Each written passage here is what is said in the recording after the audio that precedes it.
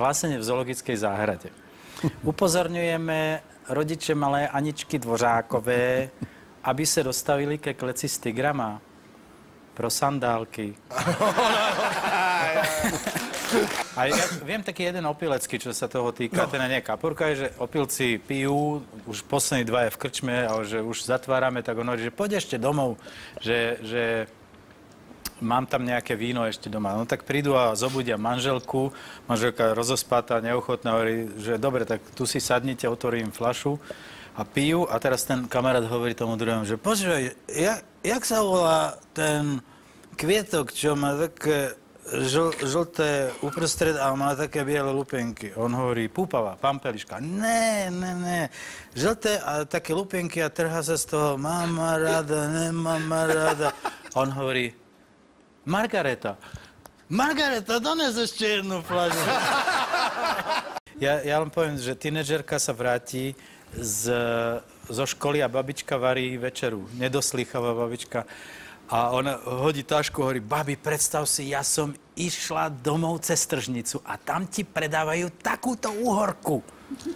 Babička hovorí, áno, ale aby si ťa nakoniec aj zobral.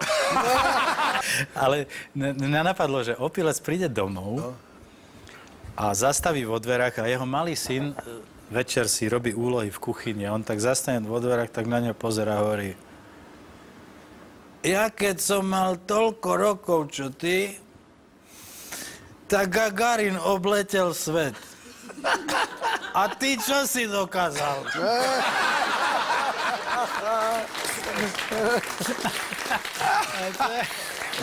Alebo leží opilec na ceste, ale normálne na tom pruhu, plnom pruhu, leží na znak a zvoní mu mobil.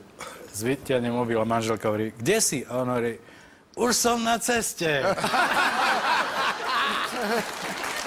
To je dobré. To sú tie krátke vtipy. To je dobré. Alebo počkaj, dúfam, že to žiaden divok, ale to je môj obľúbený, že manžel vie, že mu je manželka neverná, tak uteká do spálne, rovno príde z roboty na výmak, rozkopne dvere a ukazuje na toho milenca v posteli, že všetko viem. On sa tak uvoľní a hovorí, tak schválne.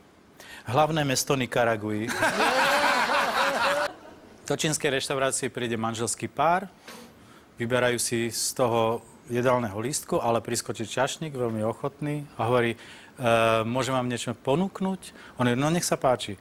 Máme tu psie tlapky, mačacie úška, potkanie chvostíky a pani hovorí, ješkovi v oči. A on hovorí, správna voľba, madam.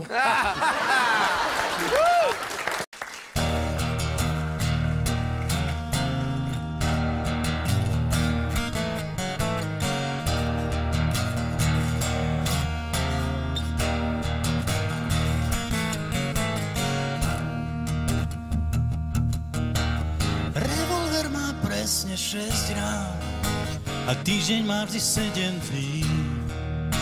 A tento deň je zvyšný náboj, len pre zúfalých posledný. Bola by sa škoda strieľať, kým nedošli sme po refrén. Ten, kto vie, jak to znie, je zachránený.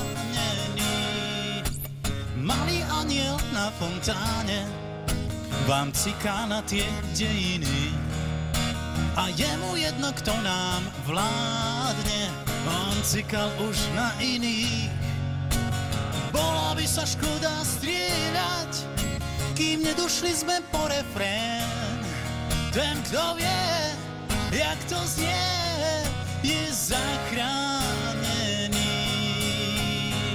Len tá muzika za niečo stojí a nevzdychá a stále môže krásne znieť aj bez krížov a hviezd. Len tá muzika za niečo stojí a nevzdychá a stále môže krásne znieť jak posledný krát.